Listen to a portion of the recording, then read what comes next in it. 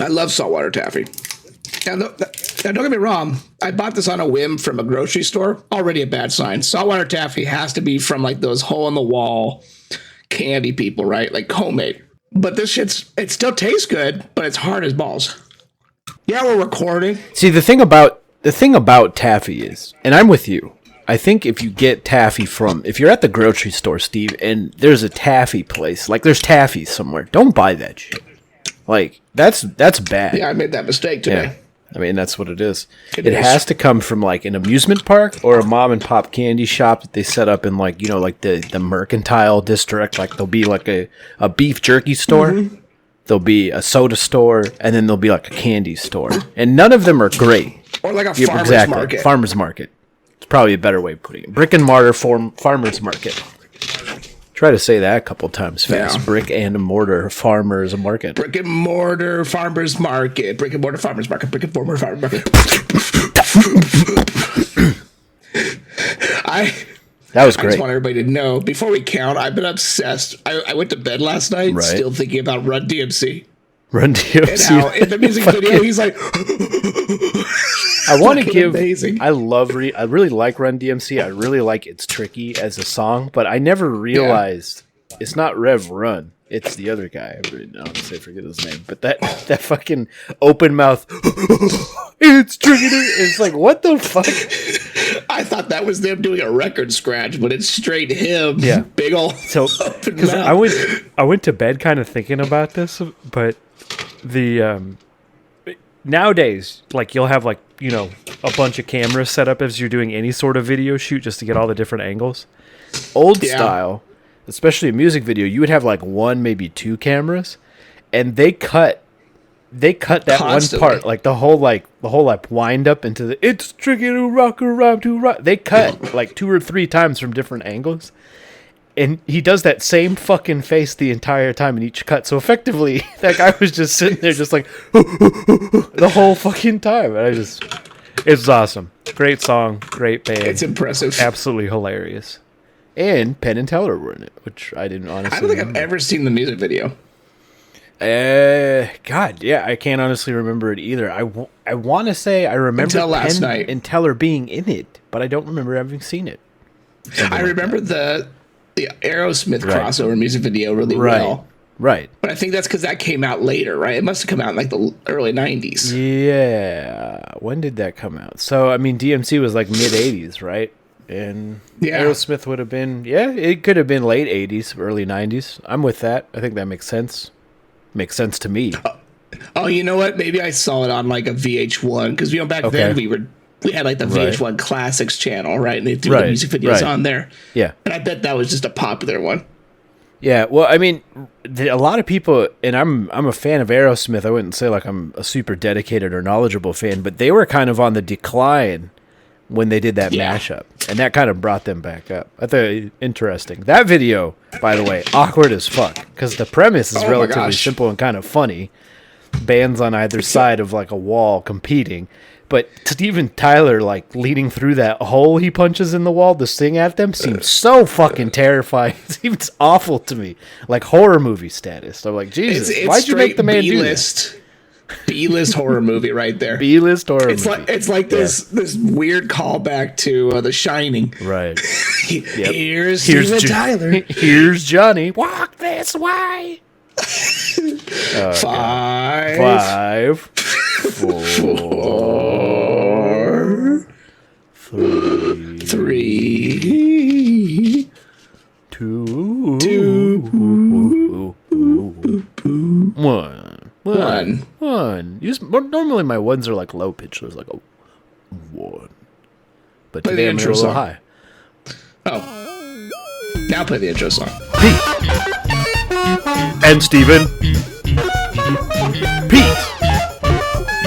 And Steven. Pete. And Steven. Pete. And Steven.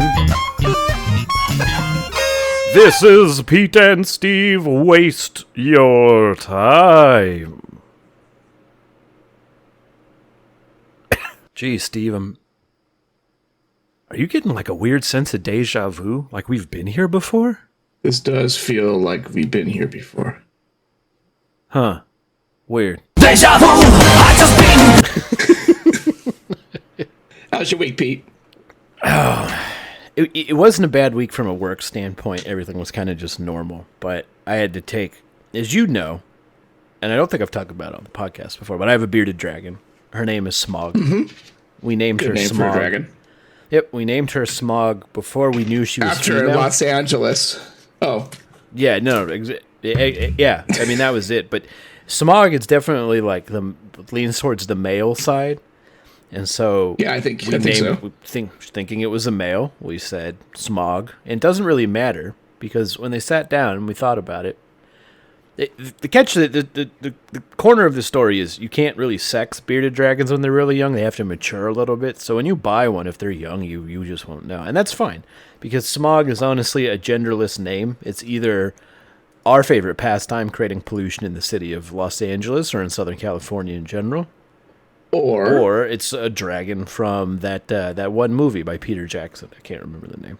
But no one ever sat down and said Smog was a male dragon in that movie, and so I'm going to hold on to the idea that Smog is actually a female in that movie. And I'm just going to say this right here.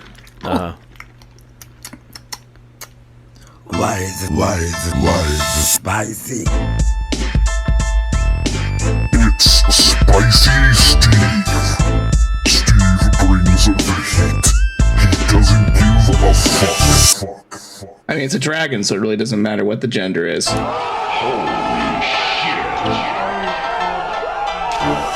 Spicy. He didn't give a rat's left squirrel.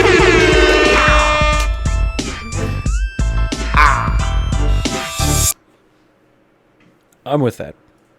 Yeah, it makes sense to I'm me. with that. And anyone that would give me shit about it, I feel like you really care what sex the dragon is. I mean, it doesn't matter. It doesn't matter. I'm not talking about it anymore. But let me tell you, so Smog got sick. Long story short. Right. She started to cough, which is something they really shouldn't be doing. So I took her to an emergency vet because this goes with a lot of pets, weirdly enough. They hide their symptoms until it's really bad. So Yeah. if you're starting to see that they're sick, then they're probably fairly sick. It's getting, But yeah, all it's of this- getting bad. Yeah, right.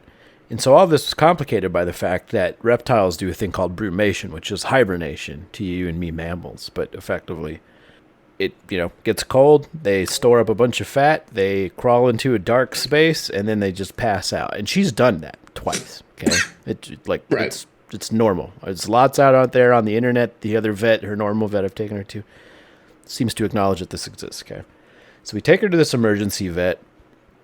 I just very straightforward, just like she's coughing. I caught it on video. She probably has upper respiratory thing. What can you give me? And they said, okay, well, we want to kind of diagnose what exactly the infection is, so we're going to do a blood panel and see what that is. I said, okay, that makes sense. So they do a blood panel, and it comes back negative for like an infection, I suppose. And so now I'm worried, because now I'm like, oh, fuck, And really two directions. The first is I love my pets, but I also don't want to spend $2,000 on a vet bill if I can avoid it, right? How much other are part- lizards? When we first bought her, she was under $100. They're not expensive. The setup, like the tank and the heaters, we have like a That's the pricey part. dehumidifier. It can get expensive, but we're talking about in total maybe under $1,000 for the animal and setup, generally. And she has a fairly nice tank. Like you can go crazy and probably spend a whole lot more, but she has a fairly nice setup, maybe $1,000. But either way, so I'm sort of like, fuck, this is going to be insanely expensive. Yeah. They're going to have to do x-rays. And so I was talking to the doctor and they said, let's do one x-ray. It doesn't cost that much. They decided to do like half a normal blood panel to just look for infection rather than a full one, which would have cost more. So cap and trade, do a single x-ray. Makes And they sense. look at her lungs and they say, well, there's nothing in her lungs, but her lungs are small. And I said, genetics? They said, maybe. I was like, so what is it? So I really didn't understand, but so effectively what they said was she has small lungs. And so I'm like, oh God, a sickly child. Like, this is terrible. And then she goes on to say, the vet goes on to say, but it may just be that she has like fluid buildup. Like in her abdomen, maybe because of a different infection or something going on, and that's pushing on her lungs. And what you're seeing is not her coughing. What she's doing is kind of like just Heaving. gasping or heaving. Yeah, something like that. And so this is a weird decision point, because a lot of this I've been examining in retrospect. I've been thinking about this a lot. I've been, obviously very concerned about my sick animal, or potentially sick animal. But they did a blood panel, and they go, well, she doesn't have an infection based on the blood. But fast forward an hour or two, she might have an infection somewhere else, and that might be causing her lungs to be pushed up on. And I was like, so what is it, fucker? And then sort of, so the full resolution to this whole journey is she got like an anti-inflammatory med and antibiotics. And so that makes me sit here and say, so she does have an infection then. So all this nonsense about we can't tell if it's an infection, I don't know. I'm not a vet. I'm just an upset Karen pet parent at this point. I feel like this was the urgent care at you. Yeah, because like whenever I go to urgent care, I know for me, no matter what I have, I leave with antibiotics. Yeah, no, I agree with you. But it's like that's just the cure-all. Like, I suppose throw this at you. I suppose that's what it is. I suppose reading between the lines, what they were saying is, well, we don't know fully what's wrong, but she probably has an infection. So here's some medicine, and we'll see if it goes away. And I was like, okay. But it gets weird, and it gets weird in two different spots. The first is, I was sitting there explaining to the vet, well, she's been in hibernation. So it's hard to judge if she's eating right, sleeping right, whatever, because they just stop doing that when they go into this brumation period. Right. And she goes, well, me and a lot of the vets I work with, we don't believe brumation is a real thing. And I was sitting there like, well, I'm not a fucking vet. What the fucking lizards? She's done it twice knowledge on you right now? Yeah, what she turns around and said, ultimately what she says is, we just think they start feeling shitty when the weather gets shitty. And so that's why they do that. And I'm like, so do I treat it or not? Because twice before she's done it and lived and been totally fine and stayed totally healthy. So should I even be in here? Like, this is just normal seasonal. I feel like shit. I'm just overreacting. So I don't know. Seasonal depression like us? The seasonal hibernation is really weird because all the symptoms line up very similar to when they're feeling bad. Like, they stop eating, they kind of get lethargic and shit like that. So yes, I just yes is Googled really it, right? the answer. Yeah. And the like, when do they brumate is also all over the place. So once a year, every year during the cold season, or once a year, every year during Australia's cold season. And some don't do it. And it's just some like don't do it, they'll do it lifetime. irregularly. Yeah, so I don't really know. I got a vet telling me, against all I've ever read on the internet, that this thing doesn't actually exist. They just kind of feel like shit towards the end of the year. So long story short, I'm going to end up going to the regular vet and being like, what is this bullshit? Because I really hate the position I'm in right now. I don't know who to believe. All of you are more knowledgeable than I am, and yet one of you is telling me, hey, this shit exists, and the other one's saying, no, this shit doesn't exist, she's just sick. And I'm like, so do I just not? I just let her sleep it off then, because that's quote unquote normal? Lots of questions. But this is the thing, and this was sort of the climax, or rather the funniest bit of the vet visit, okay? The antibiotics they sent me home with are injectables. They're syringes. And they expected me to inject, smog with this stuff. And that's for a good reason. They're cold-blooded. Their metabolism's slow. If you don't put it in their bloodstream, it absorbs really slowly. So... Oh, you're talking injection. Exactly. Shot, not injection. Like, a shot. A fucking shot, man. And so the vet comes in and gives me the whole spiel, like I just said, and said, how do you feel about injections? And I said, I mean, if it's the best option, I'll do it, but I'm uncomfortable, Yeah. And she said, well, let me do the math. We'll look at how much we have to give her, things like that. And then I'll come back and I'll tell you what's the better solution. I never saw the vet again after that.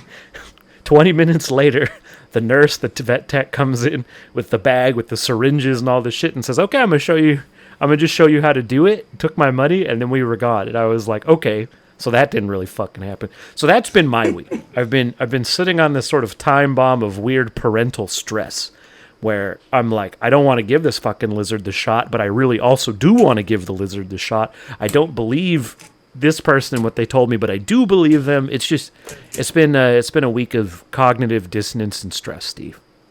But That sounds awful. Yeah. So how was yours? A little bit of the same. Yeah, my lizard didn't get sick. I don't have any lizards, but That's good. Just the working conditions at my job have been pretty toxic, and Right. things got a little bit better on Tuesday. We gained some leverage, and then we lost a lot too. But Sure. what I find kind of funny is the biggest new thing is they basically said no more flags in the classroom unless it's an American flag or a POW camp flag. No other flags. Nothing. Pride, Really? sports, college, nothing. Right? Don't tread on me. Yeah, none of Patriot that. Front, Proud Boys, nothing. So what's interesting to me is, of course, the people like me are like, oh, hey, my class is an inclusive class. I got to take down pride flags. I don't really have any flags. I have posters, Right. which don't count. So I'm like, whatever. They don't but some count? teachers have flags. Okay. No, So because they're flags. posters. They're not flags. They're Okay. posters. At least that's what I told them. Yeah. But what's funny to me is the people that are like, that were all for this because Mm-hmm. they believe that we're indoctrinating kids and yada yada, are now pissed because they're taking out like their San Francisco Giants and San Francisco 49ers flags. They're like, I can't believe I take all this down. And You are the author of your own destruction, my friend. so watching them just be disgruntled, like, I can't have my sports flags up. Like, we can't even do sports in class anymore. And I'm like, yeah, but my Lara Croft cutout can stay in my classroom. Your pointy polygonal boobs, polygonal boobs. 1990s, Yep, yeah. no problem. This is a Yeah, she gets celebration to of stay in American there. culture. So anyways, that was that part of the week. Right. Other than that, I had a kid puke in class. You had a kid puke? Well, Puke it was kid. strange. Usually, Puke so kid usually, puked all over class. No, that didn't rhyme. You know I'm going for Nah. Stoop. I know, stoop kid doesn't leave his stoop. Kid loves to eat his puke. There we go. Puke kid I don't loves to like eat that at his all. puke. That's really Kid gross. loves to... Why aren't my sound effects working? God damn it. I like that they're not working because I don't want to know what that's going to happen. I don't know what's going to happen. But tell me, so I always So, I don't love puke before we stories, do but puke anything- stories are always funny. I think it's more of like how it happened because it's pretty anticlimactic. But Right. if you had to puke, I believe, at least for Right. me, the first inclination is to run towards some type of receptacle, Oh, whether absolutely. it be a toilet, Yeah. a trash can, or at least outside, at least away from carpet in a classroom. Right. Nope, this kid looks me Nope. right in the eyes. None of those instincts. says nothing. Looks at me and I go, "You all right, bud?" And just onto himself and on the floor. And then he looks at me and goes, "Mr. Wood, I think I need to go to the nurse." You don't In say. my head, Thanks, everything in thanks, me- son. Thanks for Everything the in me word. wanted to be like, "Nah, you're good. It's out. You're done." So, anyways, that happens, and then I have to call because now it's a biohazard, right? Because you got puke Right. on the floor. Yeah. And Yep. the first thing that went into my head was the toxic stuff that our parents used to do that I'm trying to erase for myself. And it's that immediate reaction of like, "Hey bud, why didn't you go to the trash can? Hey bud, why didn't you go?" It's too late. It Why doesn't didn't you help say anybody. something? No, it's already happened. Yeah, so like everything in me wanted to have that conversation. Sure. I felt it in me to be like, "Hey man, like why'd you make this hard for everybody?" So anyways, man. so he leaves the class. I call the front office saying, "Hey, we got a biohazard. We have puke in the class. We need someone to clean it up." The janitor comes in, thinking it's gonna be a little. He looks, and he just goes, Holy shit. Yeah. He leaves, comes back in. I swear, I hear this song.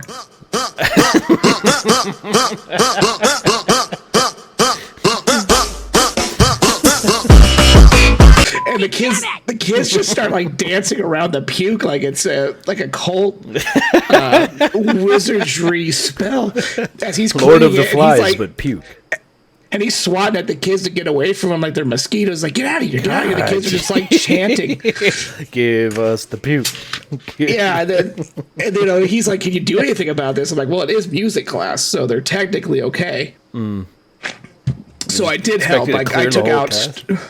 I guess I took out the drums and just started going with the chant because if you can't beat them, join them. If you can't beat them, join them. Exactly. Every Yeah. cult that was ever formed is based on that. See, I think Yeah, and Puke as an adult is kind of funny. It's disgusting, but it is also funny. Like, you just imagine yourself, like, these situations end up being kind of hilarious. But I want to say I was witness as a student to something similar, because when Right. I was in elementary school, a chick did almost the exact same thing, though it was on top of a desk.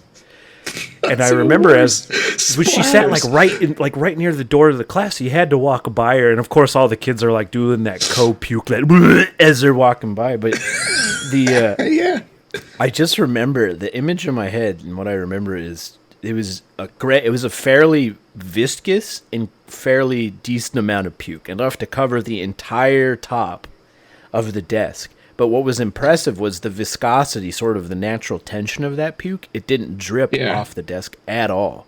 And I felt like as we were walking out, I remember the teacher kind of marshaling us out, kind of like putting her hands out like in a weird balanced kalmate kind of thing. I think she was trying to keep it from dripping on the floor, because it's way easier to clean off the desk than on the shitty, floor half carpet. millimeter carpet they give us. Yeah. Yeah, I have a stain in my classroom now. Yep. Well, And I you can remember blame that on looking at the puke stain. And I do every day. every day. Hey, that's you. I let it go, but Right. I remember looking at the janitor, and the janitor looking at me, and me looking at the spot like, and he just said, I did my best, but I guess my best wasn't good enough. So I would have been like,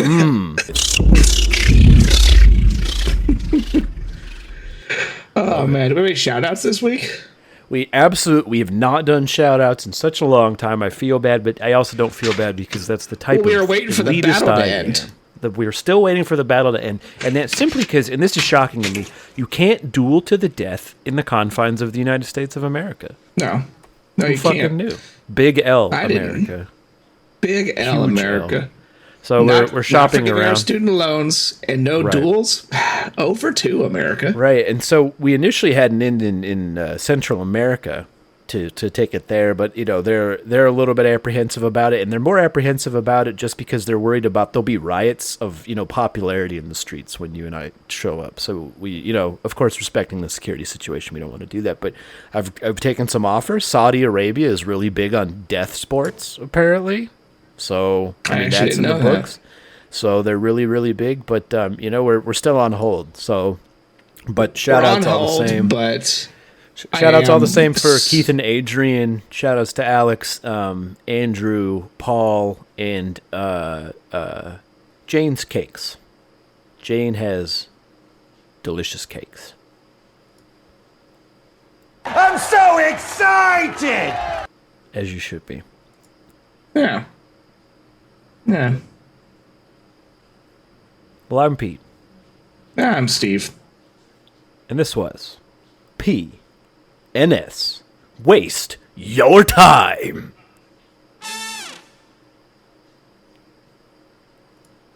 And scene. PNS Waste Your Time is a production of Pete and Steve. All characters and events in the show are entirely fictional, and any resemblance to any real people are entirely coincidental. PnS Waste Your Time. Thanks for listening.